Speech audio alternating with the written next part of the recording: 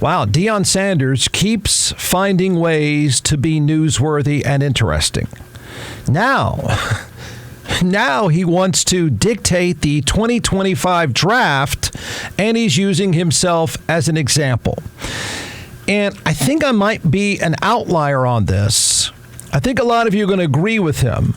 And this is going to be one of the few times the guy that I find the most interesting person in college sports is boring, the most interesting person in college sports easily in the last 30 years, he's going there. And funny thing is, it circles back.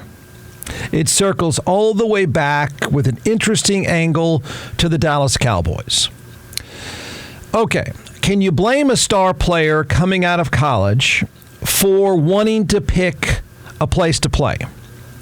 Yeah, you get drafted. You know how the draft works. The draft is going to, because the NFL doesn't want your franchise to be terrible for long. It's good business for the NFL if a franchise, take for example the Texans, although the Texans are pretty nondescript, but eventually the NFL would like you to be good. They like that kind of turnover. They want those fan bases to know that sooner or later it's going to go their way. So the draft is set up so the worst pick first and so forth. You know that already. So can you blame a star player for wanting to decide and choose where it is they would go to play? And the answer, of course, is no, you can't blame them, especially quarterbacks. And if you think about the recent history of some franchises, then it makes even more sense. You would probably try to have some leverage. Some franchises are quarterback graveyards. They ruin careers and players get hurt in the process. So the most interesting person in college football is going public with his terms. I mean, it involves his kid, so I guess it makes some sense. It's an interesting story because everything he does and says is interesting. It's pretty thoughtful. It's out there. He's not bashful. He's charismatic. And a lot of people, because he's so old school, a lot of people are going to like it. Follow closely at the places he mentions. Okay? He's the one who's mentioning one of these franchises. You probably should know that, in my opinion, and probably the opinion of a lot of people in the business, football business, his son, a quarterback in Colorado, is NFL ready now. He's that good. He wouldn't last long in the NFL draft next year at all. So ESPN story out this morning. The Colorado coach said his son, this is Deion Sanders, of course, his son, quarterback Shedeur Sanders, and two-way star corner / wide receiver Travis Hunter, this kid is a spectacular player. I mean, he's just ridiculous. He said, we'll decide where they go in the 2025 draft, not the other way around. And this is Deion Sanders dictating the terms, understand? He says, I know where I want them to go. So it's certain cities that ain't going to happen. It's going to be in Eli. What he's referencing with Eli Manning, and this is happened a few times, Eli Manning, with the help in that case of his dad, was selected first overall, would have been the 2004 NFL draft by the Chargers. He and his family and his agent went public in saying, I don't want to play for the Chargers. Now, I'm trying to think in 2004 why it is, I mean, the Chargers are sort of Texans-like in that we're nondescript. And I believe at the time had a run-oriented coach. They just, oddly enough, he didn't want to go to San Diego. He didn't like the style of play. He didn't like the coaching staff. They made it very public. They wanted no part of San Diego. And so the Chargers draft him and immediately trade him to the New York Giants, and of course the rest is history. So it's been done before. John Elway did. It's a really good documentary about all the leverage that went into John Elway's move. John Elway was a top baseball prospect. John Elway did not want to play for the Colts. The Colts had the first pick in the draft, and John Elway started playing baseball for the Yankees just to get leverage over the Colts to say, if you draft me, I'm not coming. I'm going to go play baseball instead. You need to understand the draft, that team that drafts you can own your rights for up to a year. So in Elway's case, he could say, I'll go play baseball and then come back into the draft after the fact. Or you can sit out. And while it may sound crazy to say you would sit out, I don't know, recent history proves that it doesn't hurt your leverage that much. So those are the cards you could play. So here comes Deion Sanders. Deion Sanders has already said he doesn't want his son, quote, going nowhere cold via the NFL draft. Hey, prime time? Isn't it snowing in Boulder right now? What are you talking about? I love Boulder, but nowhere cold. Okay. So he says, quote, there are certain cities that fit. And then he just started mentioning cities that fit. And he said, ready for it? San Francisco, Dallas, Washington, and Baltimore would be the landing spots for either of these two players. Shedeur Sanders, who's his quarterback, who's really, really good. And then this other kid who's freakishly good, Travis Hunter.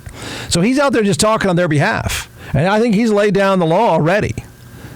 This year's NFL draft hasn't even happened, and he's saying this is what's going to happen in the 2025 draft. Listen to these. San Francisco, they have a quarterback, I think. Dallas, I can explain this one. I don't laugh it off. Not when I can explain. Washington and Baltimore. I'm pretty sure Baltimore is okay. They got the MVP. I think they're going to be okay.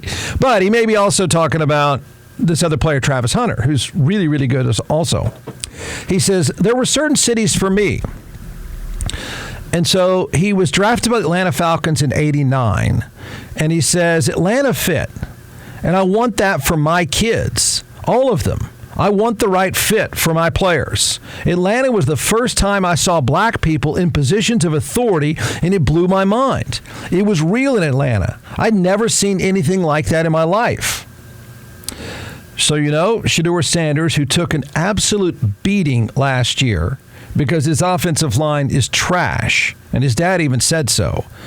He had 27 touchdowns, and he threw only 3 interceptions. The kid manages the game extremely well. He's polished. You watch him play and you think, oh, okay, that's like a pro player. He moves around like a pro player. He manages the game like a pro player. He's got, his dad knows what's going on. He's really well coached. And then this other kid, Travis Hunter, caught 60 passes, 720 yards, 5 touchdowns, but he missed several games. So, okay, so let's unpack this. He said Dallas. Do I need to start there? Okay. Don't laugh. I think that might have been a call out to Jerry Jones. Now, I don't know what happens between now and mid-next season or something like that, but I don't think you can completely laugh that one off. Baltimore is not happening for a quarterback. Maybe the cornerback, yes. I don't think Washington happens for a quarterback because they're about to draft one. So you can sort of scratch off some of the names for his son, Shedeur Sanders, on that list of teams wanting a quarterback. Maybe not Dallas. Huh? Okay. Dallas just might be in the market for quarterback next April. Okay? I don't know how many people are aware of this. I think it's a smart move by both sides. Cowboys management. I find it hard to believe the old man that runs the Cowboys is the one that made this call, but somebody did what I think is a smart and prudent thing. The team representing Dak Prescott, in my opinion, is doing the smart and prudent thing. Both of them have said, you know what, let's not sign a big deal. Let's back off. Let's play this year. Let's see how it plays out. Let's see what guys are sticking around. Let's just see what kind of year you have. Dak, roll the dice. You have another great year. You put up big numbers. We win a little bit more than usual, and you're going to get a giant payday. So Dallas, I think, is making the right move. In other words, he has a great year, they're going to have to pay anyway. They want to keep him, they have to pay him. If he doesn't have a great year and they flame out in the playoffs again, a lot of players are going to be exiting, and it might just be time to blow it up and start over with a brand new quarterback. Even if Dak Prescott has a really good year, he could look up and say, you know what, I know what Kirk Cousins did. He got to pick a place where he thinks he can win. He's going to get paid. And Kirk Cousins got hurt last year. So if Dak Prescott on his side of this looks at the landscape and says, if I have a good year, I'm going to get paid and I get to pick where I go. And maybe Dallas, maybe elsewhere. Elsewhere is in play. It is. It is. And I think that Deion Sanders is saying, Jer, I'd like him to be there. You're not married after this year to Dak Prescott. You don't have to be married after this year to Dak Prescott. Maybe, just maybe, it's time for a new quarterback. I don't think it's that outrageous. I really don't. Now, how they get there is going to be the tricky part. So, Dak Prescott, let's just play along, leaves. So you've got the Shedeur Sanders sweepstakes next year. I suspect he'll be the first quarterback drafted next year. Does that make him the first pick in the draft? I don't know yet. Maybe. If they keep him healthy, yeah, probably. If he has a really good season again, which he will, then, yeah, it's entirely possible. So you would say, well, gosh, Jeff, I mean, Dallas would have to be terrible next year to be able to move up there to get Shedeur Sanders. Unless, of course, his dad plays the I'm not showing up card. How about that? You know who he'll play for? This is Dad talking. He'll play for Dallas, or he's not showing up. He didn't just drop Eli Manning's name for kicks. I think he's really already starting to cultivate leverage to make that move. Does it have to be Dallas? I don't know. But the other teams he mentioned aren't going to need him. Dallas might. So think about this. A combination of Deion Sanders and his son threatening other teams that he'll sit out. Because that's only the leverage he's going to have next year. Say, okay, I'm going to go get healthy and work out all the time. I'm not coming to your place for a year. He's made money. This is one of the reasons why players can do this even more now than ever before. Now, he's not making money like he were playing at Texas where money is candy, but these guys are making some money. They've got some money. And he's not exactly coming from a poor family either. So his dad is going public already and saying, if I don't like you, he's not coming. If I don't think it's a good fit for him, he's not coming. Oh, hey, Dallas. So it's a fascinating storyline that's already setting up, and I don't think he did it by accident. I think he really means it. Dallas would have to be terrible to be able to get him naturally in the draft. But they might be able to do some deal-making with Deion Sanders and old Jerry. I mean, if you want to say it could be a package deal, you can start down that path. I don't think Deion Sanders will be a really good NFL coach, but the two of them seem to have some sort of liking for each other. So are they trying to deal-make already? It's entirely possible. It's entirely possible. But then there's the part about this I don't like. You can say for yourself, well, gosh, anybody in any field gets to pick where they go to work. If I don't want to take that job at that company, I don't do it. But in pro football, you get picked. They own your rights. You have a locked-in rookie contract. It's going to take you 4 years in.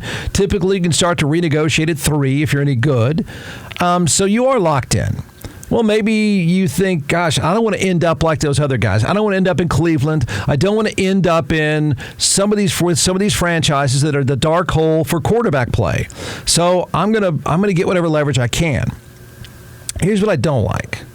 Okay, I don't have a problem with a player wanting to get leverage. I don't have a problem with a player saying, if I end up there, man, I know what's going to happen to me. Nothing ever works there. I mean, up until C.J. Stroud, you would say that about Houston. I'm not going to Houston. That's a quarterback dark hole. It'll never work out. But this part I don't like. Okay? And I don't see how or why. Okay? He thinks he is the one to do this. Deion Sanders. Okay, right? Think about this. Cincinnati, and I don't even think it's a smart move, by the way. Cincinnati, terrible franchise. less than stellar city, pretty cold. You check off all the boxes Deion Sanders says he doesn't want for his players.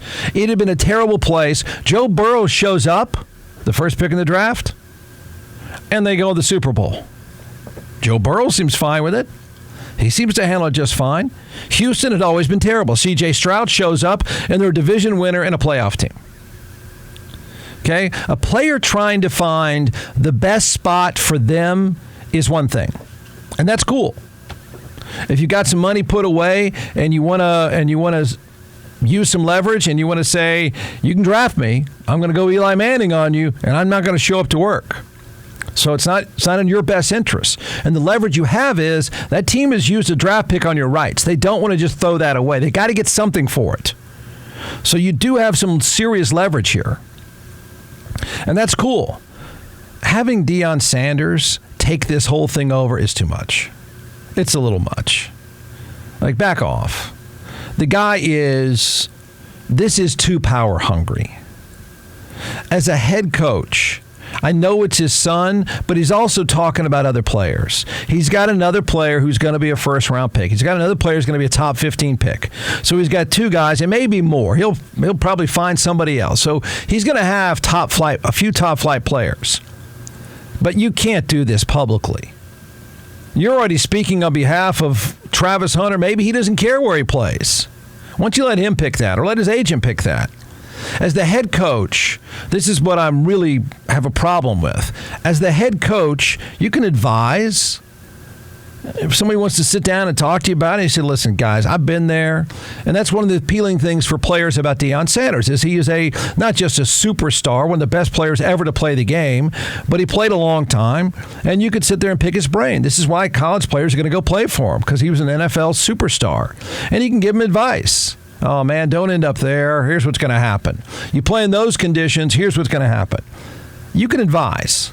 But to go public already, even before the 2024 draft, to go public and tell owners the next draft will go through me or else, it's too much.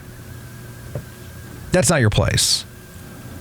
You're not just speaking on behalf of your son, and he's a star player. But you're now representing every player that you have. You're now telling the entire league that whatever happens with my guys goes through me without even bothering, that I know of, without even bothering to ask them, hey, where would you want to go? Maybe one of these kids would say, I don't care, man. I want to go get paid. Okay, so I go to Carolina. They suck, but I still want to go there. It's too much. He's too power hungry, a little too old school. This one bothers me. That he's already dictating the terms even before this year's draft. And he's dictating it not so much on behalf of the players. He's dictating that it goes through him.